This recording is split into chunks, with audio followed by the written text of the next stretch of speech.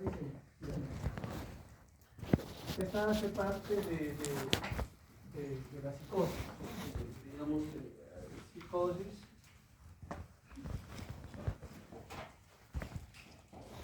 Esta patología hace parte de una patología grande de psiquiatría. Diríamos que las patologías mentales en psiquiatría se dividen en psicosis y neurosis, ¿no? Esos son, diríamos, los grandes grupos que tenemos en psiquiatría, todas las enfermedades mentales. Psicosis, en los cuales el paciente ha perdido el contacto con la realidad, y neurosis, el paciente no ha perdido el contacto con la realidad. ¿Listo? Dentro de la neurosis ya hemos mirado depresión, cuadro adaptativo, ansiedad, de pronto estrés postraumático, fobias, etcétera, etcétera. Y dentro de la psicosis, en donde el paciente ha perdido el contacto con la realidad, tenemos una de ellas, que se llama la esquizofrenia.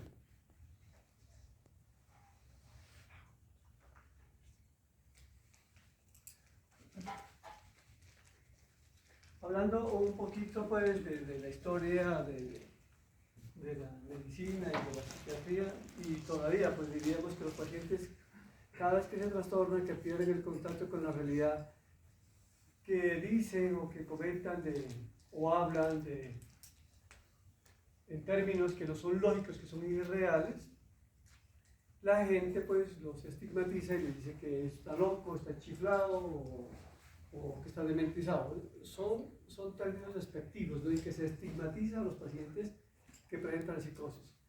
Lo ideal sería que nosotros los médicos, los que trabajamos en salud mental, que denominemos a un paciente cada vez que se trastorna que digamos psicótico, si está psicótico, ¿cierto? No loco, se chifló, se le corrieron las cuerdas. Bueno, eso es lo que conocemos, diríamos, a la gente en común, ¿no? En la calle nosotros cada vez que alguien dice alguna cosa rara, dice, se corrió loco, se le corrió la teja. Pero el término adecuado es psicosis, ¿no? Que es pérdida del contacto con la realidad. Y hay muchísimas enfermedades. En la anterior clase ustedes miramos el delirio, que es debido a una causa médica, puede el paciente presentar psicosis. La depresión con psicosis igualmente. El trastorno afectivo bipolar fase depresiva, maníaca con psicosis, igualmente el trastorno delirante. Y aquí hay también varios trastornos que igual los pacientes pueden perder contacto con la realidad. Pero la esquizofrenia, diríamos hace muchísimo tiempo, en el estudio de la medicina, se los estigmatizaba y se les daba un tratamiento muy inhumano, muy ilógico. A los pacientes se los amarraba, se los inmovilizaba, se los ponía tratamientos con agua fría, se los amarraba. Y todavía hemos mirado algunos casos raros en donde los familiares optan por la dificultad que es para el manejo de estos pacientes, porque se tornan agresivos, violentos, de amarrarlos, inmovilizarlos. A veces, en algunos pueblos nos han llegado pacientes que tienen 10, 20 años en una habitación encerrado y por una ventana pequeñita les pasan la comida. O sea, es un trato muy inhumano, ¿no? Porque, de todas formas, esta patología es del alma, diríamos, en donde el paciente sufre por su enfermedad mental, sufre porque tener unas ideas ilógicas, sentir que lo siguen, sentir que lo persiguen, o que yo soy dueño de todo este planeta, y escuchar voces que le hablan, que lo comentan, que lo critican sin existir, diríamos, ese estímulo externo, es una cosa muy horrible para el paciente que lo está padeciendo. Porque estar psicótico, estar alucinando, estar delirando, miramos que en los pacientes se presenta esta sintomatología en el día y en la noche. O sea, es como tener una pesadilla constante en el día y en la noche. Todos estos pacientes sufren demasiado. Y por ello es que nosotros debemos dar el tratamiento adecuado con los neurolépticos que ya se conoce, que más adelante vamos a hablar. Y en algunos casos, que ustedes seguramente en la práctica que han mirado, algunos casos que el paciente torna agresivo, violento, pues claro, tenemos que inmovilizarlo, pero esa inmovilización de un paciente en psiquiatría debe ser con orden médica, ¿no? Y se le explica al paciente, por ejemplo, si torna agresivo, que lo vamos a inmovilizar para evitar que usted se haga daño o haga daño a los demás. Aunque diríamos el paciente en ese momento, uno diríamos, él no se da cuenta, él hay que inmovilizarlo ya. No, nosotros sí tenemos que informarle al paciente, lo que lo vamos a inmovilizar para evitar que se haga daño a él o a los demás, o a los seres o al establecimiento. Eso va a ser parte del trato digno, humano, que necesitamos que se nos den a todos los pacientes que nosotros vamos a valorar en las consultas. Entonces, hace muchísimo tiempo pues dimos ese tratamiento, no era lógico, pero en la medida que han ido avanzando los psicofármacos, las neurociencias, recién en el año 50 se hizo el descubrimiento de los psicofármacos. Y recién en esa época se dio un tratamiento más moderno, más adecuado para los pacientes que presentan esta psicosis. Y se evidenció de que algunos pacientes que presentaban alteración de la conducta, del comportamiento, mejoraban con estos medicamentos. Claro que algunos medicamentos con los cuales se iniciaron fue como un tratamiento al azar, ¿no? Que servían, por ejemplo, para tuberculosis, y le mejoraba la depresión o le mejoraba la psicosis. Y de ahí empezaron a mirar, a estudiar de que también servía para las patologías mentales. También se ha tratado a estos pacientes con la terapia electroconvulsiva. No sé si algunos hayan visto acá en el San Rafael, que aplicamos se llama la TECAR. Antes aplicábamos el TEC, terapia electroconvulsiva, y ahora es la TECAR, terapia electroconvulsiva con anestesia y relajación, ¿no? Son tratamientos que nosotros nos valemos en la psiquiatría para el manejo de estos pacientes. Y obviamente que el caso de la TECAR que requiere algunos pacientes, se nos da en estos casos ya refractarios, en casos de difícil manejo, que no han respondido a los psicofármacos. Nosotros hacemos ese tratamiento previo, consentimiento informado previo de evaluación en junta médica. O sea, nosotros aquí los viernes nos reunimos como 10, 12 o 13 psiquiatras y decidimos si este paciente requiere TECAR. Se hace algunos paraclínicos, luego lo mira el anestesiólogo y se hace una aplicación de unas 12 o 8 sesiones o 20 sesiones, dependiendo de cada caso.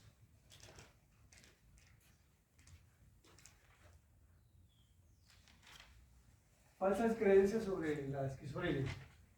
La gente dice, no, son simplemente reacciones o problemas de la vida. No, él tuvo un problema y le dio la idea de que lo están persiguiendo.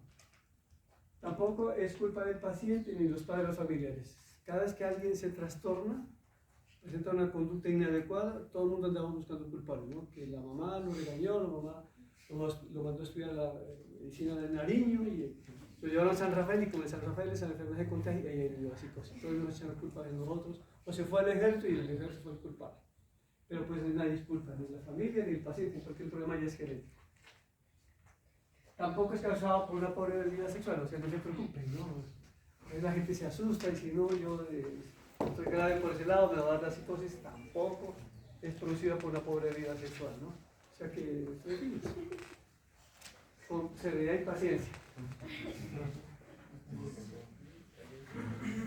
Esto, imagínense, suena chistoso, pero yo miraba en Bogotá de que algunos pacientes se psicotizaban, y una vez miré una paciente que se psicotizó y los hermanos dijeron, pues a esta no le conocemos un novio, qué problema con ella, entonces sí que se psicotiza por falta de novio.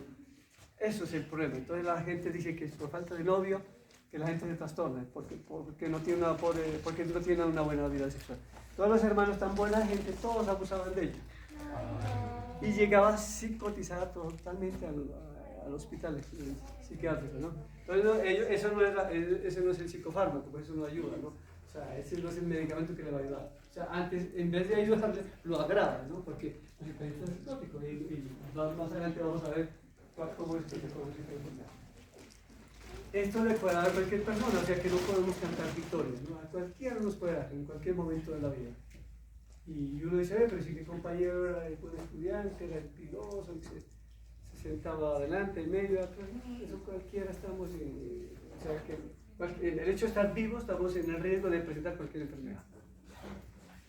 Tampoco son fuerzas extrañas, ¿no? Nos hicieron un maleficio, nos hicieron un castigo, nos tienen envidia, tampoco. Y los medicamentos que nosotros damos en psiquiatría no dañan el cerebro ni producen hábitos. Los neuroeléctricos no dañan el cerebro, ¿no? Esta es otra creencia, falsa creencia, que debemos, pues, otra falsa creencia que nosotros debemos quitarle de la mente de la gente, ¿no? Porque la gente dice a veces, y algunos profesionales de la salud, este familiar está psicótico, lo mandamos al San Rafael para que ya te caga. Pero lo hacen con un tono de voz muy como agresivo, como de castigo. Y diríamos de que los medicamentos no dañan el cerebro. Antes se evita que se dañe el cerebro. Ustedes ya saben por otras patologías médicas que nos han dado, de que cada vez que un paciente esté, por ejemplo, depresión o esté psicótico, se están moviendo los neuronas. Y a veces nosotros hemos tenido casos, o se tienen casos en la práctica, que pacientes que reciben tratamiento 10, 15 años, pues han tenido 10, 15 años de deterioro cognitivo, de muerte neuronal. Claro, luego le damos el medicamento y con la evolución de la enfermedad, pues luego ya tenemos luego una demencia, otra enfermedad, otro deterioro cognitivo. Entonces, estos medicamentos sí deben recibir, diríamos, con regularidad hasta que el médico, hasta el psiquiatra diga, no, bueno, no, hay que aumentarle, suspenderle, incrementarle, cambiarle, bueno, depende a las indicaciones médicas, a los efectos adversos o a la tolerancia, etcétera, etcétera.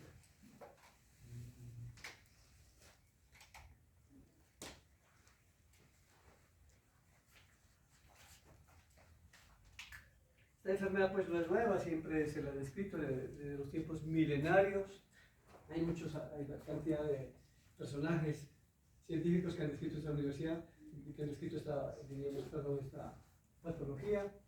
Kraepelin, él evidenció en muchos casos, él era una persona que era bastante meticulosa, que observaba bastante a los pacientes, y miró de que estos pacientes que a temprana edad se empezaban a deteriorar. Claro, si no reciben tratamiento, pues se mueren las neuronas y luego les da una demencia, porque si el paciente está alucinando, delirando, está con alteración en la parte motora, con agitación, inquietud, entonces si no reciben tratamiento les da un deterioro cognitivo que parece una demencia. Por eso él lo denominó como la demencia precoz, y él hizo una descripción con muchísimos síntomas que presentaban los pacientes. Entonces él miró que presentaban alteraciones en el afecto, que muchos de los pacientes con alteración de esta psicosis presentan un afecto poco modulado, tiende a ser plano, que presentaban alteraciones en la sensopercepción, como alucinaciones, ideas delirantes, que presentaban alteraciones en la parte motora, como desgano, desmotivación, inquietud, alteraciones en el sueño, en el apetito, etcétera, etcétera. Y que algunos pacientes a veces no querían comer o otros presentaban hiperfagia. Y Kraepelin miró que estos pacientes con esos cuadros clínicos presentaban una sintomatología deteriorante, o sea que cada vez se iban a deteriorar mucho más. Bleuler en 1911, él ya empezó a sugerir el término de esquizofrenia. Y él dijo que pues estos pacientes que presentaban sintomatología lo que tienen es una enfermedad que se llama esquizofrenia y que presentan síntomas fundamentales y síntomas accesorios. Los síntomas fundamentales, como es el trastorno en el pensamiento, un pensamiento ilógico y delirante, un pensamiento irracional, un trastorno del afecto, una ambivalencia, un trastorno en la voluntad, en la conducta, un aislamiento, un trastorno en la motivación. Digo que estos eran los síntomas fundamentales y debían estar estos en todas las fases de la enfermedad y en todos los periodos. Todos los pacientes que presentaban estas alteraciones en el pensamiento, en el afecto, en la violencia, en todas las fases y en todos los periodos de la enfermedad, serían los síntomas fundamentales para la denominación, el diagnóstico de esquizofrenia. Y también podían presentar unos síntomas accesorios. Serían estos: trastorno en la sensopercepción, trastorno en la memoria, trastorno en la personalidad, síntomas somáticos y cotatónicos. Y estos podían o no estar en algunos periodos de la enfermedad. O sea, diríamos que los primeros para él serían, diríamos, los síntomas que se requieren para poder diagnosticar la enfermedad. Y los otros a veces son como, diríamos que los podemos anexar y no son tan importantes para el diagnóstico de la esquizofrenia. Describió por Bleuler en el año 1911.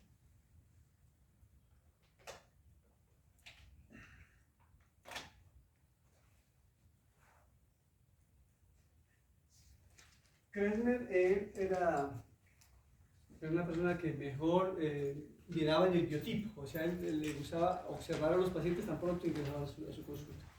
Y él miraba de que por lo general los pacientes que presentan más psicosis es de acuerdo al biotipo. Él decía, si este paciente es asténico, seguramente es esquizofrénico. O sea, más se miró que se presentaban con mayor frecuencia en los asténicos, luego en los atléticos y por último en los displásicos. Porque ese también evidenció de que los pacientes obesos tenían una tendencia más al trastorno afectivo bipolar. En cambio, los pacientes con esquizofrenia eran más astéricos. Snyder en 1950 dijo que habló de los síntomas de primer rango como patognomónicos de la enfermedad. Entonces él dijo que los pacientes que se presentan sonorización del pensamiento, oír voces que dialogan entre sí. Los pacientes con esquizofrenia por lo general escuchan voces, los pacientes con depresión también escuchan voces, los pacientes con delirium también escuchan voces, los pacientes con trastornos delirantes también escuchan voces. Pero acá en esquizofrenia son voces que conversan entre sí.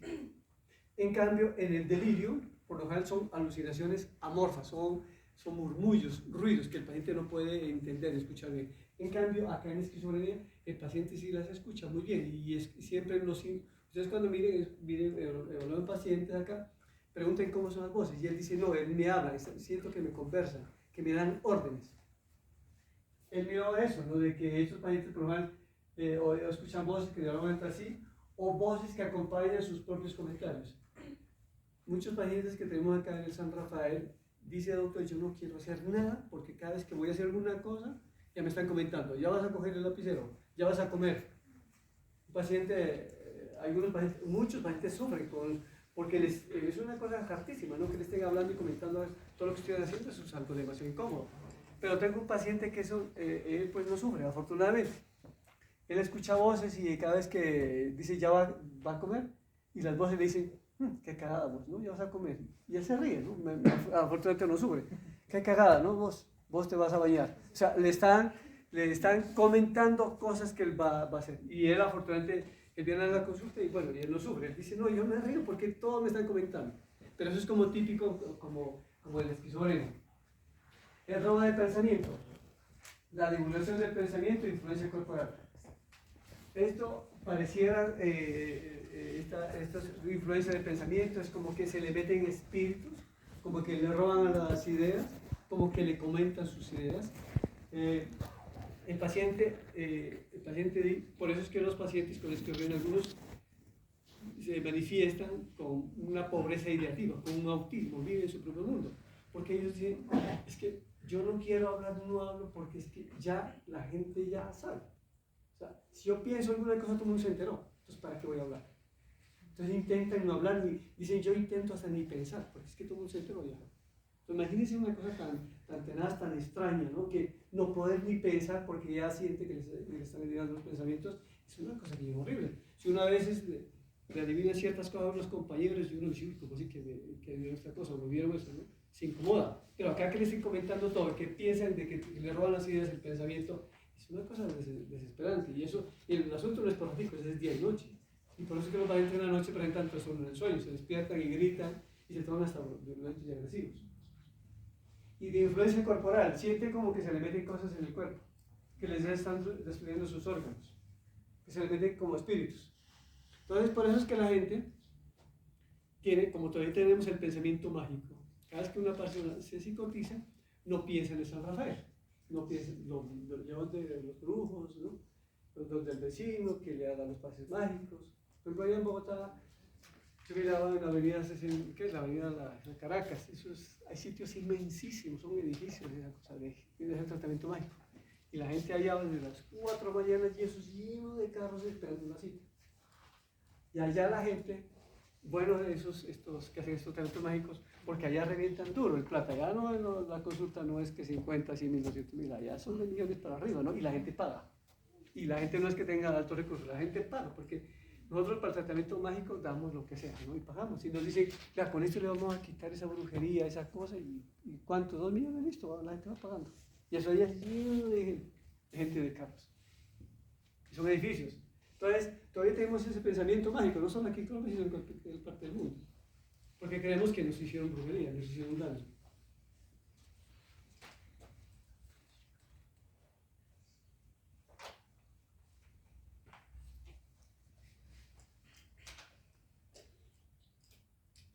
Los pacientes en respecto a la epidemiología, diríamos que se presenta de algunas descripciones, de algunos autores que hablan del 1, otros hablan hasta el 3% de la población en general. Diríamos, bueno, no son muchos, sí, pero lo que pasa es que padecer esta enfermedad es un problema para el paciente, para la familia, para la sociedad, porque es un tratamiento largo de por vida, ¿no? Que hay que darlo generalmente, prácticamente. Y que si no recibe el tratamiento adecuado, como les digo, el desgaste para la familia, para la sociedad, el deterioro cognitivo que da, la ausencia de la parte laboral, eso es un problema. O sea que, aunque diríamos no es un porcentaje, no es el 40% de la población, porque ¿qué tal todo el 50% de la población colombiana con psicosis? ¿Qué tal 25 millones? Gravísimo, ¿no? Menos mal que es un 1% de 50 millones, seríamos ¿cuántos? Como 50.000 pacientes, ¿no? Aquí en Colombia. Pero pues, pero imagínense que esto vale tanto de que, y además cada vez que se psicotiza, altera cualquier, diríamos, servicio de salud. Yo les contaba a los compañeros de que a veces en Bogotá mirábamos pacientes que se psicotizaban y como hay estigma y sobre todo, no solo estigma, sino desconocimiento del manejo de la salud mental, de los pacientes mentales, eso cualquier hospital se bloquea, no hay que hacer, una vez todo el mundo corre, grita y como que le llegó el diablo, pareciera eso allá y nadie quiere afrontar y atender a un paciente por el gran desconocimiento que tiene esta enfermedad.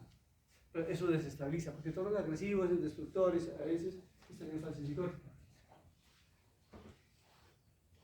Se presenta igualmente, esto no tiene en cuenta como digo, la raza, ni el botario, ni diríamos, ni el estrato social, no tiene nada, ni el nivel educativo, a cualquiera le puede dar.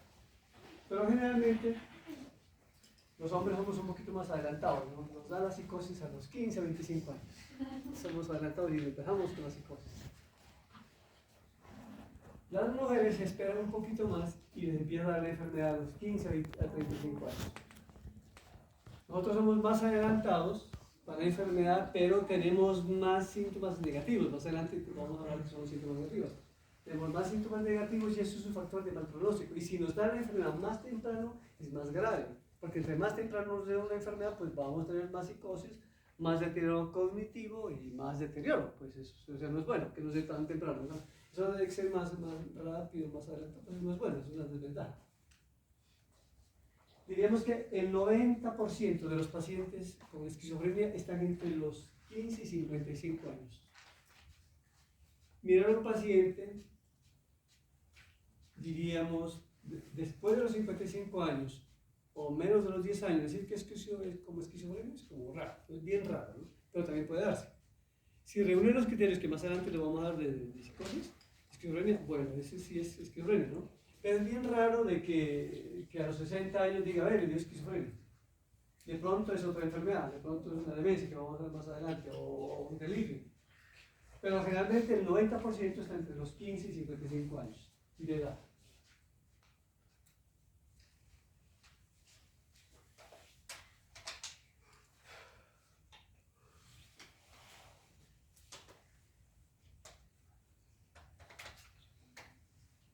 Se han hecho estudios de que esta enfermedad, sobre todo en los países donde se hace mucho más investigación, como en los Estados Unidos, en Canadá, que allá se da más la enfermedad en épocas de invierno, o sea, épocas de enero, febrero, marzo, en época de invierno y al principio de la primavera, donde se mira mayor incidencia de la esquizofrenia.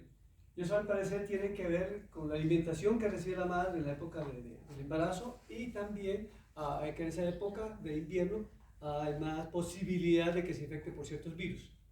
Virus, eso parece que tiene que ser, es como un factor etiológico para que se produzca la esquizofrenia. El citomegalovirus, virus del herpes zóster, virus del varicela, etcétera, etcétera. Todos los virus parece que en esa época la mujer tiende a enfermarse más y presentar enfermedad. Sobre todo, como les digo, en épocas de invierno. La distribución geográfica pues no es igual, se mira en Estados Unidos se mira mayor incidencia al nordeste y al oeste de los Estados Unidos. Acá en Colombia más se ha mirado más el sector de la Guajira, el eje cafetero con mayor, diríamos, mayor frecuencia de esta enfermedad. Pero igual se da en todas las ciudades y en todas de todas las regiones. Y respecto a la densidad de población, parece que esta enfermedad se presenta más en zonas urbanas grandes. Es raro que se presente en ciudades pequeñas. Se dice que en ciudades mayores de 10.000 habitantes ya se puede mirar como factor etiológico que predispone a que diría que precipita para que se presente la enfermedad, no que predispone, sino que precipita. Yo no sé por qué. Pues claro, porque a veces uno tenemos pacientes, por ejemplo, en zonas rurales pequeñas, y entonces ahí no hay tanto estrés, ¿no? En cambio se dan cuenta, por ejemplo, Pasto, ya va creciendo la ciudad y hay más estrés. Entonces estrés que llegó tarde, que tengo que ir a tal lado, de la movilización, del pico y placa, hay una cantidad de factores estresantes. Y esto hace de que el paciente de pronto precipite para que se presente la enfermedad. Y en estas zonas urbanas grandes, y también se mira más en estratos sociales bajos. ¿Y por qué es en estratos sociales bajos?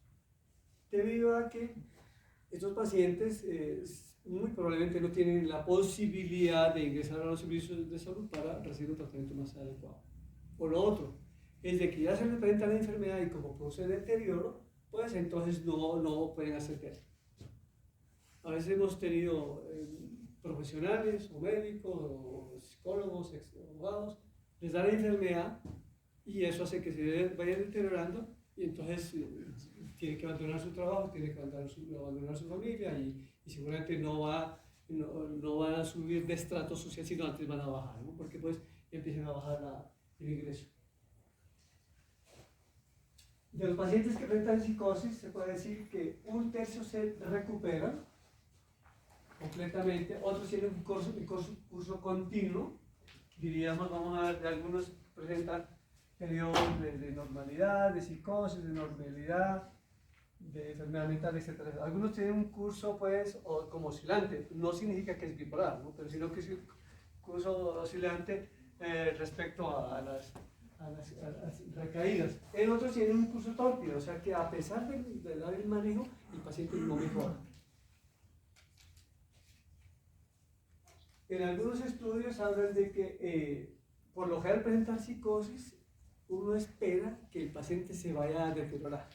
Eso es lo que en teoría y se mira en mayor monto que los pacientes con esquizofrenia se deterioran. Y les cuento, hace muchísimos años aquí en el San Rafael, quien venía a este hospital y ya lo diagnosticábamos por esquizofrenia, pues eso se quedaba aquí. Y hace pocos años recién el Hospital San Rafael está cambiando. Aquí antes venía un paciente y aquí terminaba 10, 20, 40, 50 años hasta que se moría ya. Faltaba que les hagan un cementerio por acá, pero aquí terminaba. Allá en Bogotá hay un hospital tan grande, en el sur de Bogotá se llama Cibate, una cosa tan grande y tan fea que allá. Sí, porque acá hay cosas bonitas acá en Pasto. Tan fea que ahí mismo los entierran, una cosa grande. Y eso sí es como un hospital como esas películas de terror, ¿no? Que uno mira una cosa fea, fría, oscura, de tapias, muy descuidada. Y allá mismo los entierran, porque es una cosa tan fea. ¿Ya? Y los descuidan los pacientes, ya porque los familiares los abandonan. Entonces, antes de presentar esta enfermedad, el que le daba esa enfermedad, pues terminaba en eso, porque pues la familia les daba temor de que el paciente se psicotiza, reactiva, se torna agresivo, violento, destruye las cosas, se torna violento con la familia, con los vecinos, tira piedras, destruye los carros. Es una cosa tenaz. Entonces la familia pues decidía dejarlo acá y acá también decide dejámoslo, porque es de difícil manejo. Entonces aquí muchos pacientes permanecían años. Era raro pues que el paciente entre y salga. Desde un tiempo para acá, nosotros ya pues vamos cambiando de visión y tenemos pues la visión de la psiquiatría moderna. Y la psiquiatría moderna es de que el paciente ingresa al San Rafael en fase aguda, fase crítica. O sea, psicótico, delirante, agresivo, violento, que no duerme, que no come, está triste, está mal. Se lo hospitaliza, se lo estabiliza, 8 o 10 días y sale, egresa. Pero cambiar ese paradigma aquí en Nariño no fue tan fácil. Porque pues la gente decía, pues si le dio la psicosis y termina acá. Igual, hace muchos años acá en el San Rafael, quien se psicotizaba, el mismo hospital le pedía a los familiares, decían, bueno, traiga el jabón, cepillos, sus utensilios personales y una que es paca de cigarrillos, un paquete grande de cigarrillos.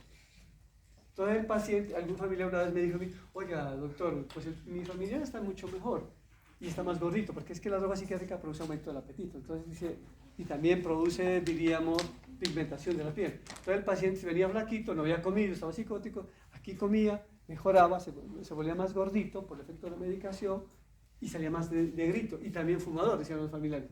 Decía, yo estoy contento por estar tranquilo, pero está más gordito, pero está fumador. Porque claro, aquí todo el mundo fumaba. O sea, y aquí, y como se les pedía que traigan cigarrillos, porque eso los tranquilizaba, y es que el cigarrillo tranquiliza, ¿no? Es el efecto. Y disminuye el efecto de los neurolépticos, baja los niveles de dopamina. Entonces el paciente se siente bien. Entonces, aquí todo el mundo fumaba, y como los mismos psiquiatras fumaban, perdiforma, pues, solo la baraquera acá. Luego romper ese paradigma también fue una cosa tenaz también, ¿no? Y romper el paradigma de que el paciente venga a fase aguda de salga no fue fácil. Nos pusieron unas tutelas que ustedes se imaginan, todas las tutelas del mundo nos pudieron matar. Pero pues nosotros tuvimos que demostrarles que la psiquiatría moderna es eso, lo que el paciente tiene su psicosis, se estabiliza y sale. Y un paciente, entre más rápido reciba el tratamiento y reciba los neurolépticos, como antes diríamos, habían solo un tipo de neurolépticos, pero ahora cada vez están saliendo más neurolépticos. Y esos, diríamos, son más selectivos. Y eso hace de que el paciente vaya a ciertas áreas del cerebro que mejoren esas áreas y el paciente quisiera mejorar. Y no les produzca tanto deterioro cognitivo como algunos psicofármacos.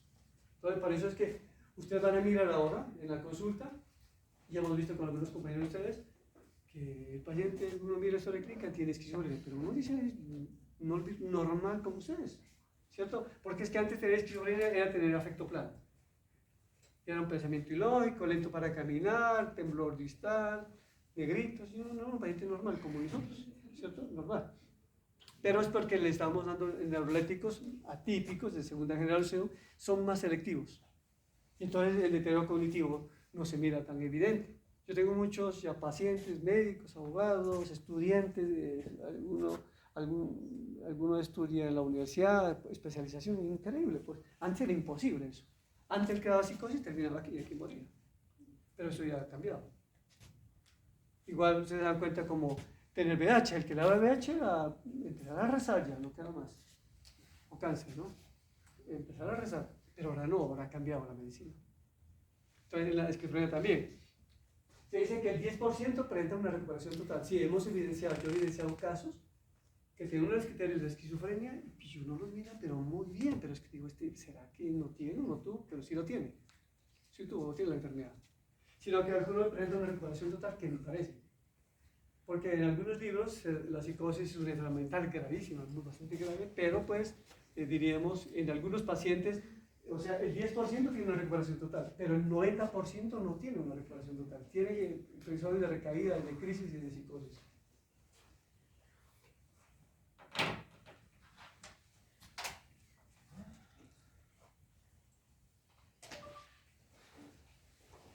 ¿Cuáles son las complicaciones? Si el paciente no recibe el tratamiento adecuado, presenta crisis de autoagresividad y heteroagresividad. Las crisis de autoagresividad y sobre todo los intentos de suicidio en psicosis son unos suicidios raros y extraños que a uno les llama la atención, que uno dice, uy, está como escalofrío solo escuchar eso. En Bogotá, en Chile, tenemos una paciente que cada vez que se psicotizaba cogía estos dedos así, los hacía sonar y se los doblaba totalmente. Y era harto estarle suturando cada rato eso, ¿no? Pero es una cosa tenaz. Hace muchos años también otra paciente salió de un hospital, se psicotizó afuera y cogió un cuchillo en crisis, hizo una laparotomía totalmente. Claro, desde que se murió, ¿no? Pero es una cosa grotesca, ¿no? En cambio, eso se mira en esquizofrenia, ¿no? Cosas bien raras, las muertes. En cambio, en depresión no, en depresión es un tiro, o se cuelga, otra cosa, ¿cierto? Es diferente. En cambio, acá es como más grotesco la forma de agresividad o el suicidio. El 50% de los pacientes con esquizofrenia hacen intentos de suicidio y el 10 al 15% terminan suicidándose. Terminan suicidándose sobre todo en jóvenes, en aquellos que tienen un nivel intelectual bueno, en solteros y recién egresados de las instituciones. Pero pues diríamos de que para eso se requiere y que recién egresen de las instituciones y que presenten síntomas afectivos, síntomas depresivos. Por eso ustedes van a mirar en pacientes con esquizofrenia que no solo les damos los neurolépticos, sino también en algunos casos les damos antidepresivos, porque a veces presentan síntomas afectivos. Porque diríamos es que como yo les digo, es que presentar esta enfermedad es cosa seria, ¿no? Sentir cosas raras que le hablan, que le escuchen, que le cuestionen, que lo critiquen y que diga, a ver, tu vecino te tiene rabia y el vecino te molesta. Acá tengo un paciente, uno que me dice, vive en un apartamento y dice, el vecino cierra la puerta a propósito, la hace sonar, prende el televisor a propósito, prende la luz a propósito y este paciente coge y le lanza piedras y ladrillos, porque él cree que le tienen rabia. Otra paciente que es juez me decía, yo no puedo mirar personas de verde. Cada vez que miro una persona de verde siento de que me tiene bronca. O sea, ella me cuenta y dice, ¿por qué tienen que vestirse de verde? ¿Cuál es la bronca que me tienen a mí? Me tienen todavía, era un día para ella mirar el color verde.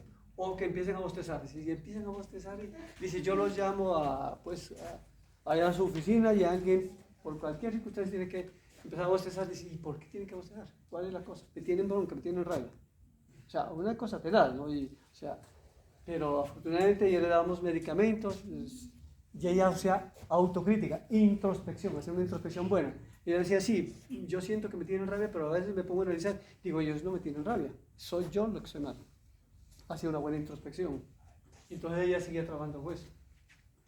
Y no la incapacitaba, ¿no? Porque si ella me hubiera dicho, es que el color verde me están fastidiando, me tienen bronca, y además por el color verde, si usted cometió un delito, por ejemplo, que de un fallo inadecuado, ¿no? De 20, 30 años de cárcel.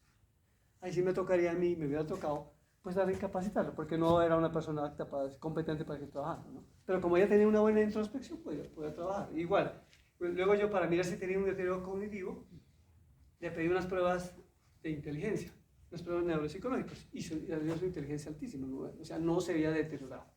O sea, corrobora lo que dicen algunos autores, ¿no? Que el 10% presenta una recuperación total. O sea, no como prevíamos antes, que el que le da esto, pues termina acá en un hospital.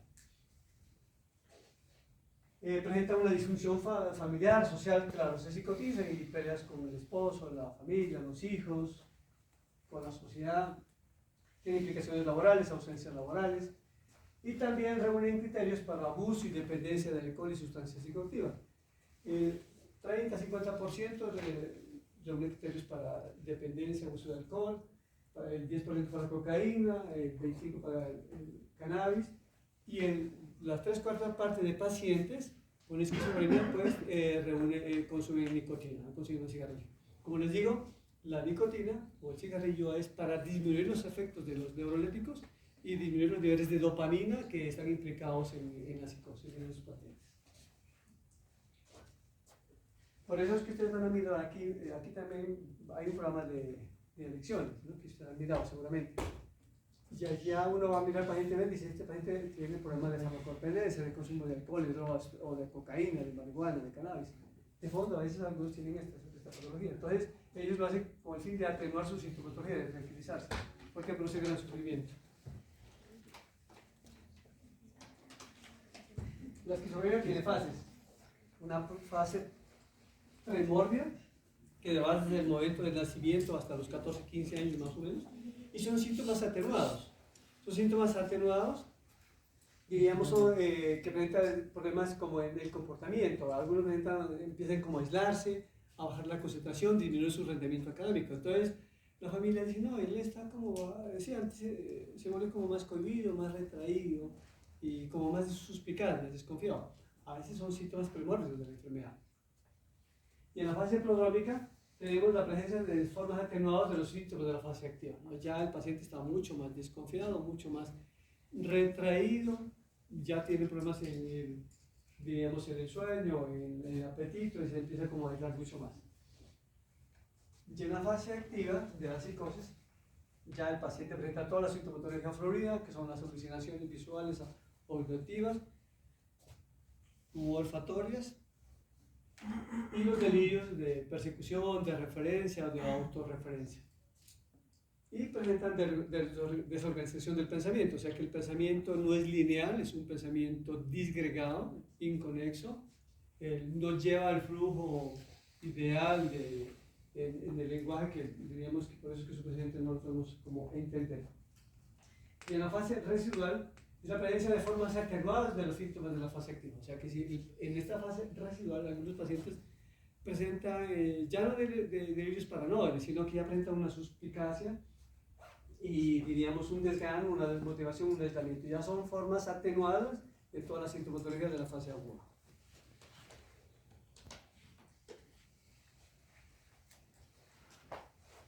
El paciente de la fase premórbida, que son hasta 15 años, y a la fase activa, que más o menos se presenta a los 15 años, puede aparecer los hombres, los mujeres 25 años, imagínense que son 15 a 25 años que el paciente no recibe tratamiento, es mucho tiempo, muchísimo tiempo que donde él se ha presentado un gran deterioro cognitivo.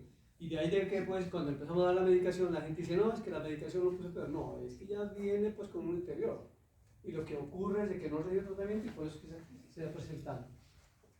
Pero es más, cuando nosotros lo ideal sería que en la fase premórbida empezara a recibir tratamiento del paciente. Todavía vamos a evitar que se produzca ese gran deterioro.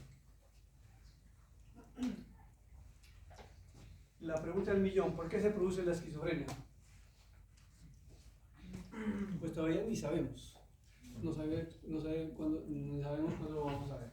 Pero la teología es multifactorial, hay factores biológicos, psicológicos y sociales. Tiene que ver muchísimo la genética en esto, como con muchas de las enfermedades la genética tiene que ver. Hay factores que predisponen y otros que desencadenan la enfermedad. Esta enfermedad, como es genética, tiene que ver muchísimo la herencia y la parte genética. Tiene que ver con las complicaciones obstétricas y perinatales. O sea, como yo les dije que en algunos pacientes se presentaban en épocas de invierno, virus o las complicaciones durante el embarazo, ruptura de placenta, de membranas, placenta previa, parto prolongado, traumas que se producen en el momento del parto, la hipoxia durante el parto, traumas en la primera infancia o infecciones en la primera infancia, meningitis, encefalitis, bueno, cualquier enfermedad, eso diríamos que las complicaciones obstétricas perinatales pueden ser causas para que se presente la enfermedad. Esos son los que predisponen, pero hay factores que desencadenan, que diríamos que hace de que ya presente toda la sintomatología fluida, digamos, o activa. Uno de ellos es el consumo de sustancias psicoactivas, la marihuana, y ahora pues como ya se puso como más tranquilo esa situación, el consumo de esta sustancia hace de que a largo plazo el paciente se psicotice y luego desencadene la enfermedad. Algunos dicen, no, yo consumo marihuana para que me vaya bien el examen, para estar despierto en la clase de psiquiatría. Mentira, es puro cuento. Eso, igual, consumir drogas, igual, les produzca la enfermedad. El maltrato, antecedentes de maltrato de la infancia, el estrés súbito, ¿no? Muerte de un familiar, o algunos se casan y se enamoran y les dio la enfermedad. Fueron al ejército y les dio la enfermedad. Estaban parando por ahí una bomba y les dio la enfermedad. Aquí hemos tenido muchos pacientes que van al ejército y entonces allá se psicotizan, les dio la esquizofrenia y la familia dice, te mandemos al ejército porque el ejército nos enfermó a nuestro hijo. No, eso diríamos, yo les aclaro, eso desencadenó la enfermedad. O sea, ni pierdan tiempo con los abogados, ¿no? Porque los abogados sí, demandemos, saquemos plata. No, eso no es eso. Él desencadenó la enfermedad, pero ya tenía una predisposición a presentar la enfermedad. O sea que ahí no hay pierde. O sea, por más que la familia quiera hacer una cosa, pues no le puede hacer nada. Porque lo que pasa es que eso desencadena la enfermedad. Entonces, la teología es genética. Hay muchos estudios, cada vez avanza en eso, pero todavía no hay nada que diríamos esto y cromosoma tal es el que puso el carcinoma. No se sabe. Eso es, pareciera que fueron muchos cromosomas, muchos genes que están involucrados en esta enfermedad, pero hasta el momento, pues como les digo, no es nada concluyente para decir que se descubrió el gen o el cromosoma. En la parte genética se ha mirado que la prevalencia, si yo tengo un hermano con esquizofrenia, a veces la gente pregunta, oiga, yo tengo un hermano con esquizofrenia, a mí me va a dar, pues tiene el 8% de la posibilidad. Y si dice mi papá, usted dice mi papá tiene esquizofrenia, pues tiene el 12%. Si sus dos padres tienen esquizofrenia, tiene el 40%. Si son gemelos homocigóticos, que ustedes saben que tienen el 100% de ADN igualito, tienen la posibilidad del 60%. Entonces uno dice, bueno, pero si aquí hay gemelos homocigóticos y esto tiene que ver la herencia, ¿por qué no se entra con la persona? Pues lo que pasa es que hay interactúan otros factores, los factores ambientales. Por ejemplo, problemas de la infancia, como les digo, los problemas virales, la nutrición o malnutrición, el estrés a nivel familiar. Porque los pacientes con esta enfermedad son incomprendidos, son cuestionados, son criticados, no son apoyados. La familia no le va a decir, no, tranquilo, no te están siguiendo nadie, nadie te está persiguiendo. Sino que la gente le dice, no, nadie te sigue, no te molestes, no molestes, hombre, no escuches voces, nadie te está hablando de las voces. O a veces les da desgano a los pacientes, a veces uno le da desgano, pereza, como ver esa de 6 de la tarde por acá, ¿no? Y entonces es que a ver, pues ya no depende de uno, ¿cierto? No depende de uno y no es que uno lo haga a propósito, es que en estas enfermedades produce una sintomatología que se llama desgano, desmotivación, el paciente no quiere hacer nada, no puede, quiere pero no puede, o sea, no tiene la voluntad para hacerlo. Entonces esos pacientes son criticados y los familiares dicen, pero es que está gordo, mire, este no hace nada, ahí se la pasa acostado, durmiendo y comiendo y tiene todo. Pero no, esos son síntomas negativos de la enfermedad. También hay unas causas psicológicas, entonces, que hay algunas personalidades o rasgos de personalidad que predisponen a la enfermedad. Tienen algunas personas que son solitarios, que son aislados, que tienen poco contacto afectivo, poco interactúan con los demás, que tienen ciertos rasgos en su forma de ser, sobre todo excéntricos, aislados. Ellos son, diríamos, como candidatos a que vayan a presentar esta enfermedad.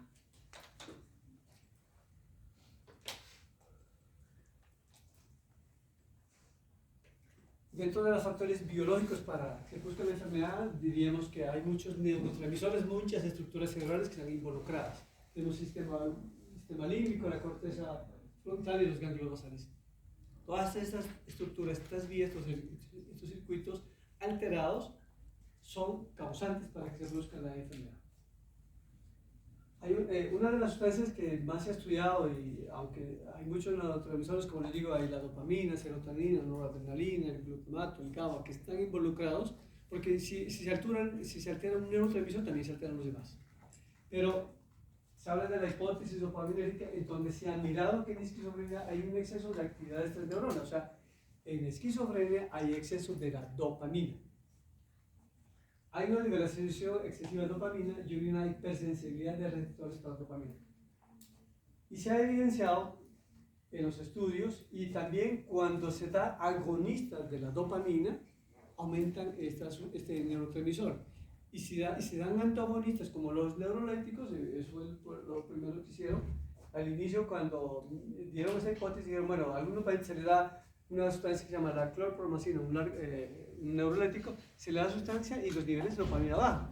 Y si le damos agonistas, como anfetaminas o alguna otra sustancia, los niveles de dopamina aumentan. Entonces dijeron que se ha evidenciado que en la esquizofrenia está aumentado este neurotransmisor.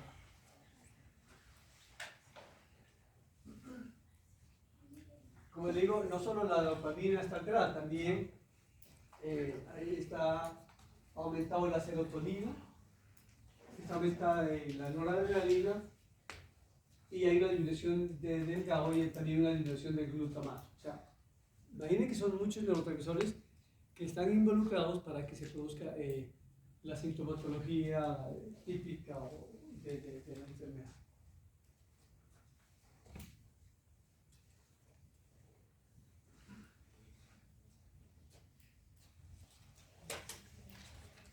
Como se me baja la glucosa, pues.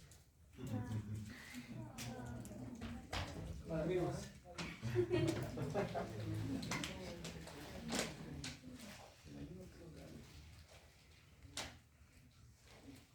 Cada vez que un paciente se enferma, le da psicosis, se altera el cerebro, se altera, la gente dice se le corrieron los cables, y es verdad, los cables se corren.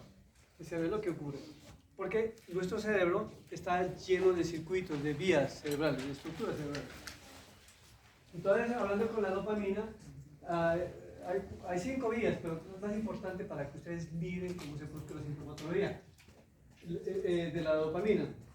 La dopamina es un neurotransmisor que nace del puente del cuarto ventrículo, del piso del cuarto ventrículo, y de aquí estas vías, estos circuitos, van hacia la vía mesolímbica y se llama la vía mesolímbica. Y si van hacia la vía, la corteza prefrontal, se llama la vía mesocortical. Si va a los ganglios de la base, la vía nicostriada, y si va entre la parte hipotálamo con la apófisis, se llama la vía tubero infundibular.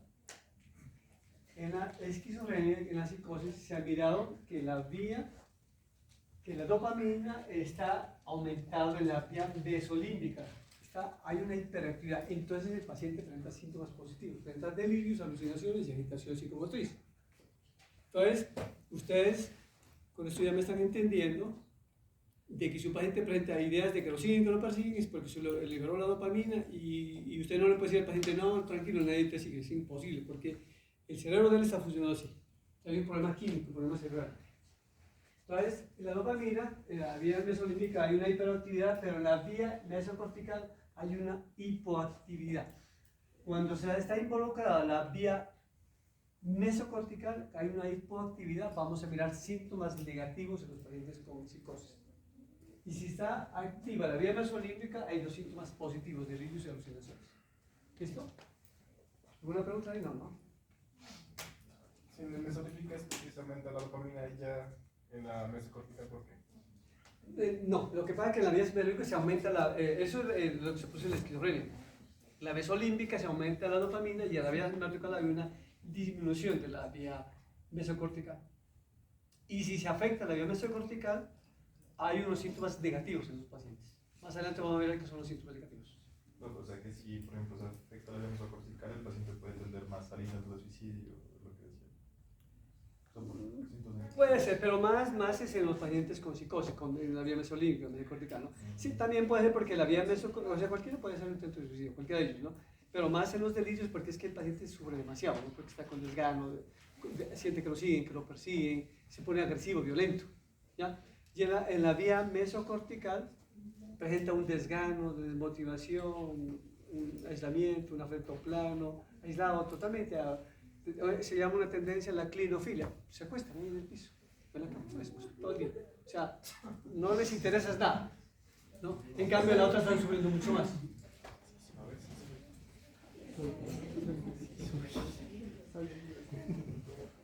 Entonces, bueno, esos son las vías dopaminérgicas, ¿no? Tenemos la vía nigrostriada. Estas vías nigrostriadas, como en la anterior, la vía nigrostriada, ¿cierto? Como el anterior, diríamos de que hace sus proyecciones al caudado y al putamen, y esta vía tiene que ver con los movimientos. Y cuando se altera esta vía tiene implicaciones, síntomas motores. Entonces vamos a ver síntomas extrapyramidales, distonía, disquinesia tardía. Cuando damos medicamentos psicofármacos y se van a la vía nigrostriada, vamos a ver los síntomas extrapyramidales, las RAN, los movimientos anormales, ¿no? Distonía, disquinesia, movimientos anormales, vamos a ver cuando la medicación se va para allá. Y la vía mesolímbica que nace del piso del cuarto ventrículo y va a la sustancia migra y también sus proyecciones la hace hacia el núcleo accumbens, la migra y el tubérculo olfatorio.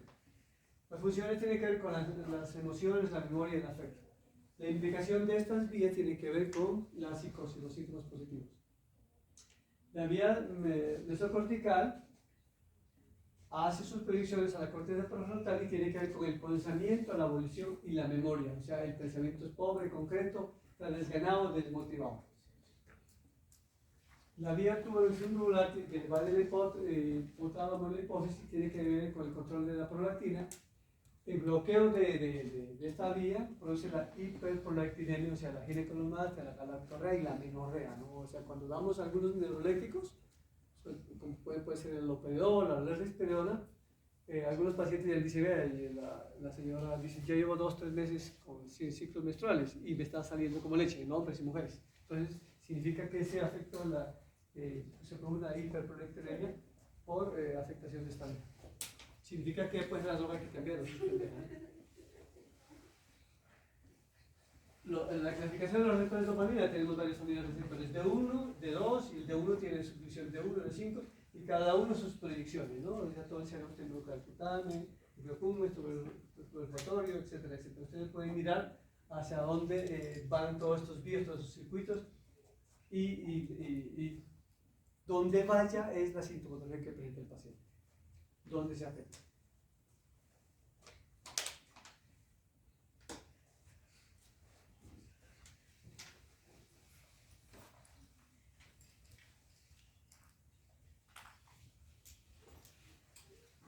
Bueno, esto es igual como el anterior, es lo mismo.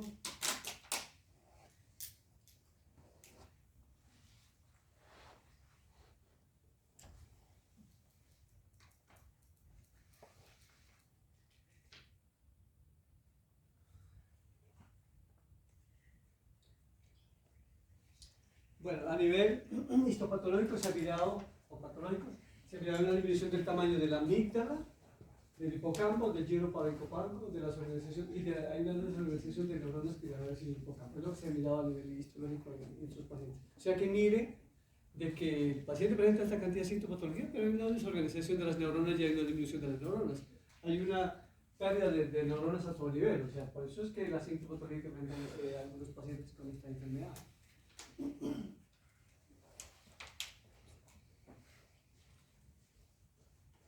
Los ganglios basales también pueden haber alteraciones, hay una agenesia, hipoplasia del cuerpo calloso, el volumen, el peso y la longitud del cerebro puede disminuir hasta en un 5% de los pacientes con esquizofrenia. Hay una densidad neuronal disminuida a nivel de la corteza prefrontal, de la capa quinta, del giro cingulado, hay disminución del núcleo accumbens y una ausencia de gliosis.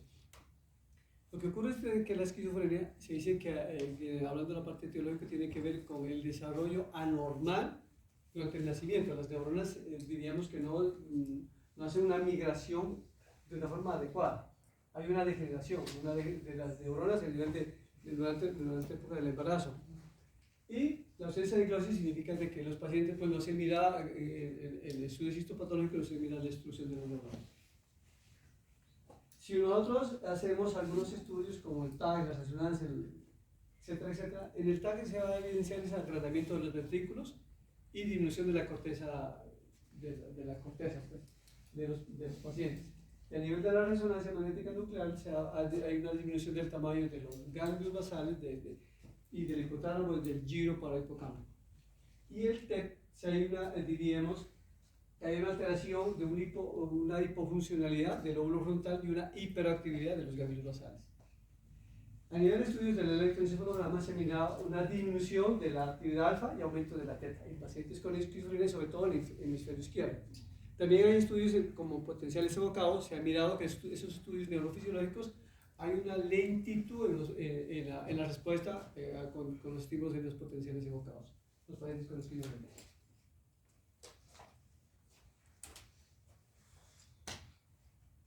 La psiconeuromología hay una disminución de los linfocitos periféricos, hay anticuerpos cerebrales, disminución de la inmunoglobulina A, aumento de la inmunoglobulina A y G. Estos pacientes, pues imagínense, hay alteraciones de la parte inmunológica y por eso es que tiene una tendencia más a enfermarse, porque hay una disminución de toda la parte reactiva a nivel de los anticuerpos en los pacientes.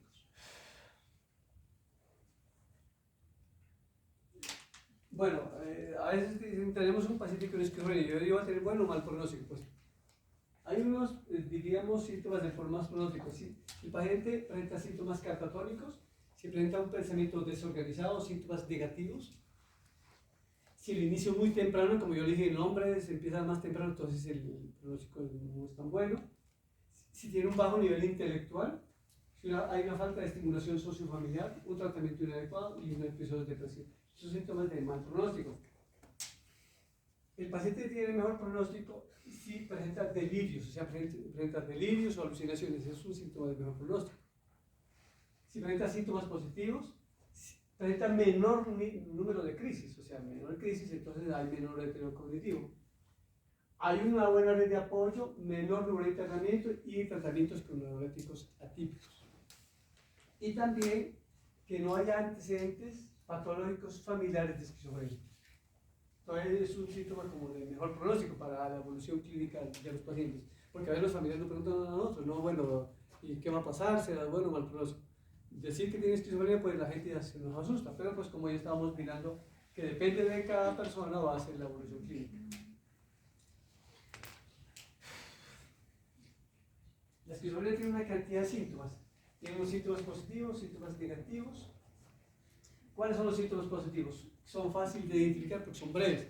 Claro, porque el paciente se pone psicótico, violento, agresivo, alucina, delira y eso es algo que nos llama la atención a cualquier persona, a cualquier familiar, ¿no? Si de repente está bien y empiezan a sentir, siento que me siguen, siento que me persiguen, que me llevan las brujas, entonces la familia dice, corramos para San Rafael, ¿qué pasó aquí, no? O escucho voces para San Rafael. Bueno, eso es fácil de identificar, cualquiera los identifica, eso no requiere, de hecho hasta el vigilante del barrio dice, no, está psicótico, yo para San Rafael. Son fáciles de identificar, los delirios, las alucinaciones. Los síntomas negativos, se llaman síntomas positivos es porque aumenta la función psicológica, no es que decíamos, no, la verdad que es positivo.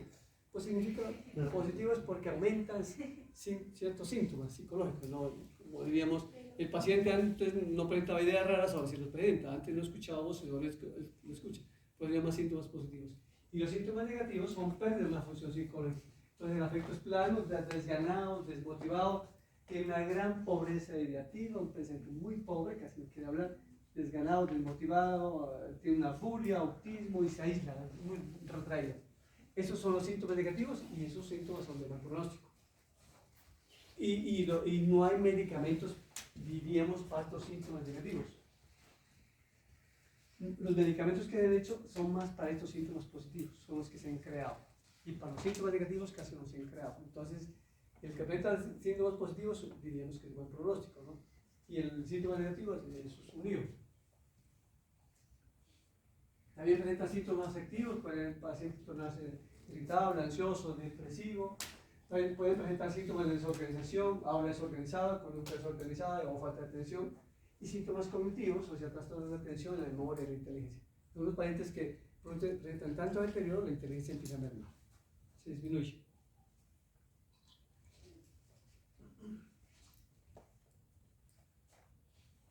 Ahora sí vamos a ver los criterios que dice, lo último pues, que hay es DSM-5, los criterios actuales sobre el manual estadístico de los Estados Unidos. Aunque pues también de la Organización Mundial de la Salud también tenemos el C11 ahorita, ¿no? Que es lo último, pero lo que más se utiliza es el DSM-5 como criterios. Entonces dice el criterio A, B, C y D. El criterio A dice, sí, ¿cuáles son los síntomas característicos? Dice, 2 o más de los siguientes durante un mes o menos se ha sido tratado con esto. Puede presentar ideas delirantes, alucinaciones, lenguaje desorganizado o comportamiento desorganizado. Estos síntomas puede presentar el paciente durante un mes o menos se ha tratado con éxito. ¿Ya? Si un paciente presenta eso durante un mes o menos se ha tratado con éxito, eso se llama psicosis esquizofrénica. ¿Ya? Ahí. Pero el DSM-5 dice que eso también tiene que haber una disfunción laboral. Claro, si yo tengo ideas delirantes, siento que me siguen, me persiguen, hay una disfunción laboral. Que se debe excluir un trastorno afectivo bipolar. Que se debe excluir de que esta psicosis sea debido al consumo de sustancias o una enfermedad médica. Claro, si de pronto está consumiendo marihuana o cocaína, ya la psicosis es psicosis tóxica debido a la droga, o al alcohol o a la marihuana. O un trauma encefálico es debido a eso. Entonces, si presenta esto durante un mes, es esquizofrénico.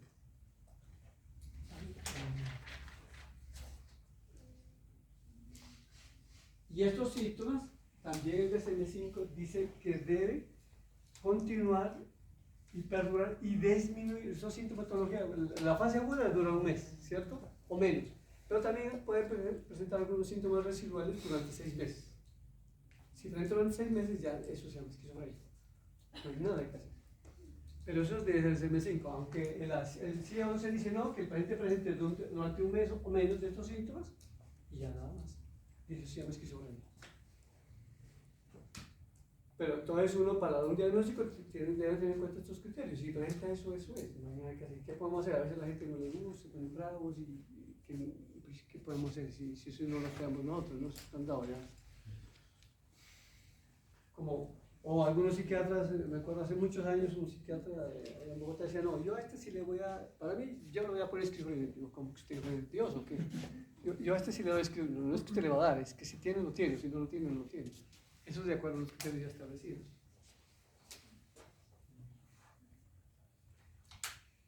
Pero el DSM-5 te dice también que hay que tener en cuenta la variación del ectódomo, o sea, la clasificación de acuerdo al curso longitudinal.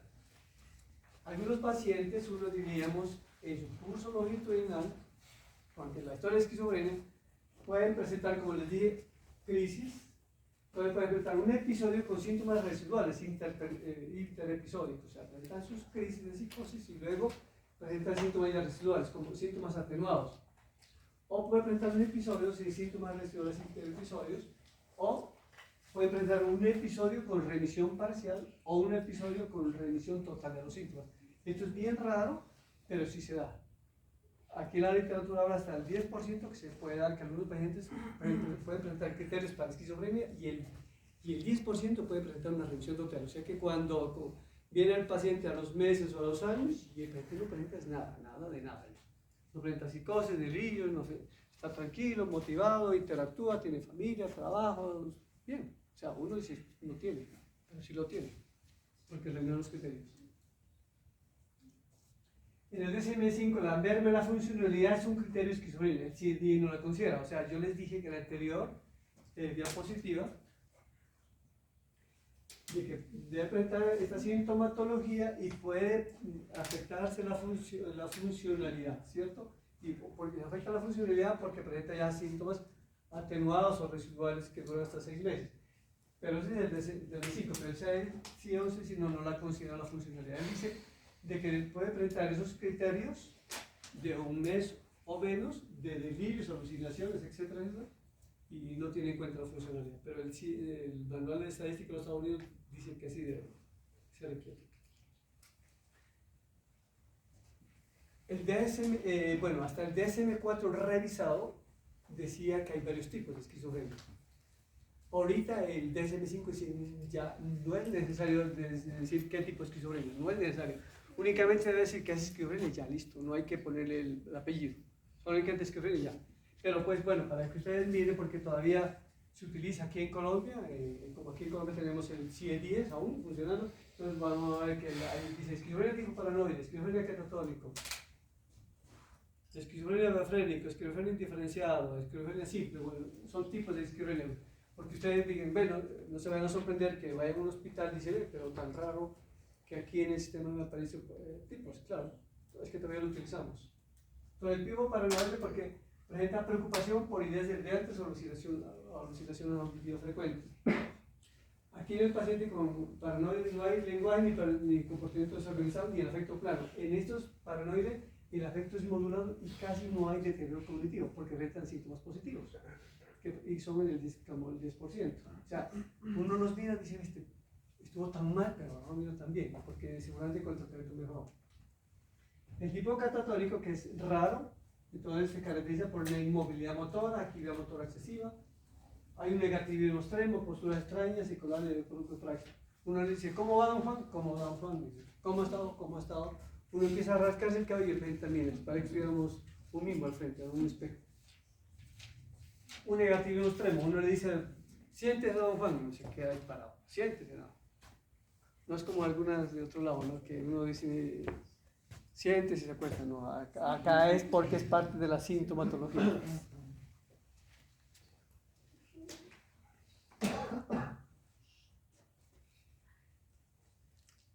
El tipo de bafrénico es el lenguaje y comportamiento servicial, el afecto plano, y el tipo indiferenciado es aquel psicosis en el cual el paciente pues presenta una gama de los anteriores, ¿no? Presenta delirios, alucinaciones, afecto plano, ganados, desmotivados, presenta de todo un poco. ¿Qué es? El DSM-5, el Manual Estadístico de los Estados Unidos, él dijo que no era necesario tanto tipo de esquizofrenia, sino que escribir esquizofrenia es suficiente, pero ellos evidenciaron estudios que han hecho en Estados Unidos y en China, que los médicos lo que más diagnosticamos es esquizofrenia paranoide, diferencial es lo más frecuente que hay evidenciado. Y el diagnóstico diferencial tenemos que hacerlo con enfermedades psiquiátricas, ¿no? Obviamente que para hacer un diagnóstico de esquizofrenia, la historia clínica completa, el examen clínico completo, el examen neurológico, signos vitales, presión arterial, pulso, perímetro abdominal, para el tratamiento. Y tenemos que ver con la enfermedad psiquiátrica. Una de las enfermedades psiquiátricas que podemos hacer el diagnóstico diferencial es el trastorno psicótico breve. A veces el paciente se psicotiza, delira, alucina, presenta agresividad, violencia, pero esa crisis le dura de 0 a 30 días, menos de un mes.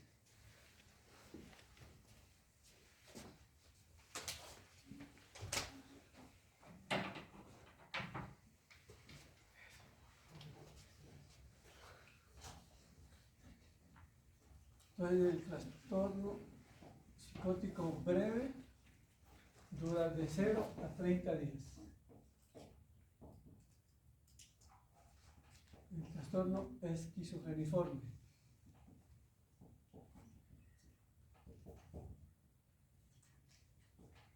Ese dura de 30 días o de un mes a menos de 6 meses. Son pacientes que presentan síntomas de psicosis, delirios, alucinaciones, menos de 6 meses, trastorno esquizofrénico.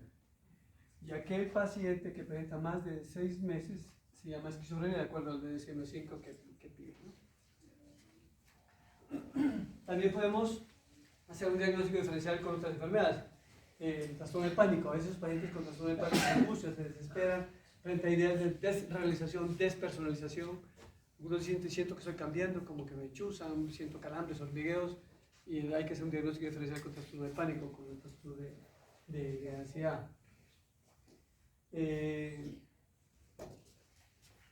Con el trastorno afectivo bipolar. El trastorno afectivo bipolar, en la fase maníaca o el trastorno afectivo bipolar, fase depresiva con psicosis, también el paciente presenta ideas de grandeza, de afectación del afecto, pero presenta delirios y alucinaciones, pero es bipolar.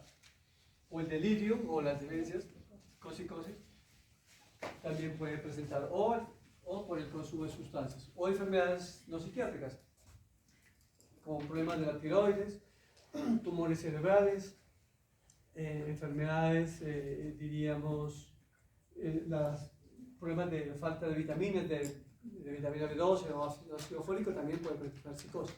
Entonces tenemos que hacer un diagnóstico diferencial con las epilepsias, estatus convulsivos, que pueden presentar preictal o posictal, se presentan a veces con psicosis, y en esos casos nos enredamos, creemos que estamos ante una esquizofrenia, y a veces no es esquizofrenia, es una psicosis preictal o posictal, antes de la crisis convulsiva o después de la crisis convulsiva que presenta eso. Bueno, no es esquizofrenia, sino que es epilepsia. Consumo de drogas como el alcohol o sustancias psicoactivas, cualquiera de ellas puede presentar psicosis. El tratamiento es integral, familiar y biológico, ¿no? Familiar hay que decirle a la familia, hay que decirle que es una enfermedad mental, todo lo que hemos hablado ahorita. Y con los psicofármacos vamos a tener que dar los neurolépticos. Los neurolépticos ya más típicos, uno de los típicos que aparecieron o que se da es el haloperidol, que tiene tabletas de 5 miligramos. Podemos dar dosis de inicio de 5 miligramos en el día, puede aumentar 10 a 15 miligramos. Hay estudios que dicen de que se puede utilizar hasta 60, hasta 80 miligramos de haloperidol al día. Pero nosotros aquí en la práctica, aquí en San Rafael, vemos un paciente que hasta 15 miligramos ya no mejora, pues ya no mejora. Entonces hay que cambiar. ¿Ya? Hay que tener en cuenta de que, cuidado, de que este neuroléptico es incisivo, actúa a nivel de la vía mesolímbica, donde hay una hiperactividad de la dopamina. Pero el problema, como hay hiperactividad de la dopamina, a veces debe haber la vía mesocortical. Entonces, imagina, ahí hay hipofunción de la dopamina y le damos un y le baja más la dopamina, lo pone peor. Está más desganado, motivado. Y de repente estamos más de malas. Esta vez se nos va a la vía neurológica, da temblor, movimientos normales, movimientos parkinsonianos, disquinesia tardía, hipertensión o cualquier efecto adverso.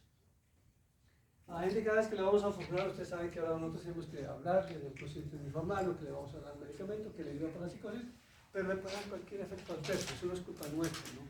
Yo no sé a quién le va a dar una distonía, yo no sé a quién le va a dar insomnio, yo no sé a quién le va a aumentar el apetito o a quién le va a bajar el apetito, o a quién le va a dar una cátedra, yo no sé, nosotros los médicos lo sabemos, somos médicos pero no somos adivinos, ¿no?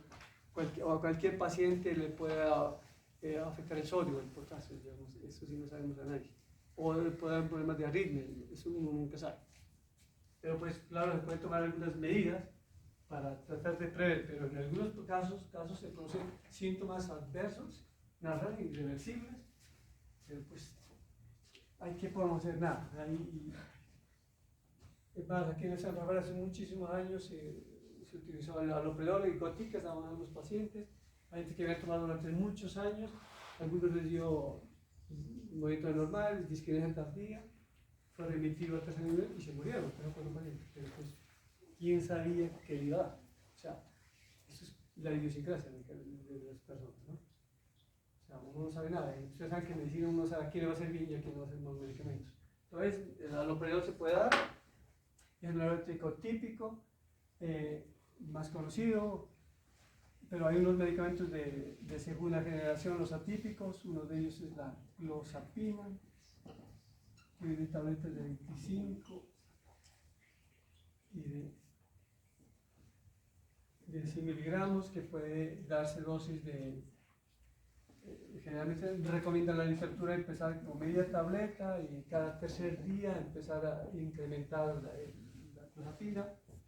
Se puede llegar a dosis de 400, 600, hasta 800 miligramos al día, con la literatura que se puede dar. El cuidado que hay que tener con esa medicación es que hay que pedir un cuadro hemático antes del inicio y después, cada semana durante las primeras 18 semanas, porque hay riesgo de granulocitosis, leucopenia y plaquetopenia. Si llega a presentar eso, pues hay que disminuir y suspender la medicación. Eso es, porque eso hicieron en Finlandia, fue hace como el año 1978, allá se murieron como 18 pacientes y entonces decidieron suspenderla por un tiempo a nivel mundial la medicación, porque no es peligrosa la medicación.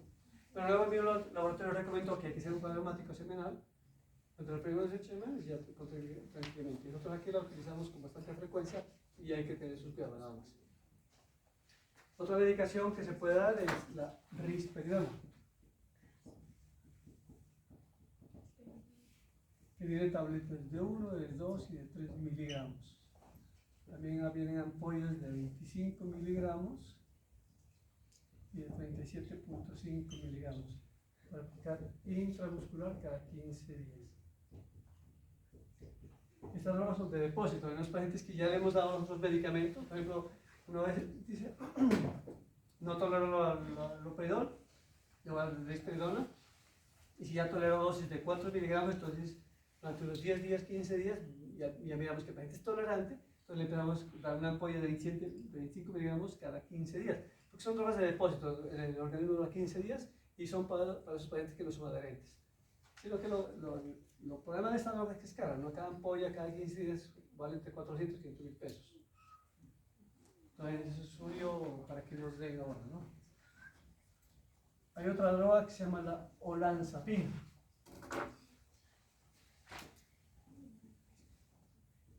Tienen tabletas de 5 y de 10 miligramos. Y podemos dar una dosis tope de 30 miligramos al día.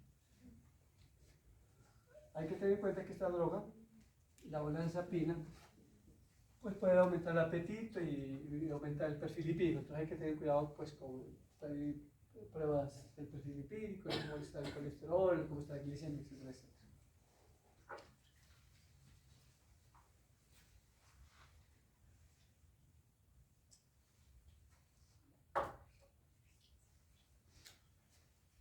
Bueno, la fase aguda creo que, yo no sé si alguien les informó, a veces me tienen psicótico, agresivo, pues me aplican una ampolla de haloperidol, ¿no? Una ampolla de haloperidol de 5 miligramos, podemos aplicar una ampolla de midazolam, una ampolla de 5 miligramos vía intramuscular, y en la fase de agitación, si vemos que el paciente está muy agresivo, muy psicótico, le podemos aplicar esa ampolla, ¿no?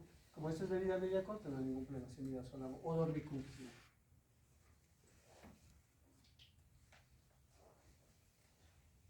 Bueno, eso respecto a la esquizofrenia, no sé si tengo alguna pregunta, porque ahora pasamos a otro tema, ¿no? De pronto no hay la posibilidad de poder otro horario para... Ustedes me dicen. Sí. Bueno, si está tarde. Sí, porque la otra es larga también.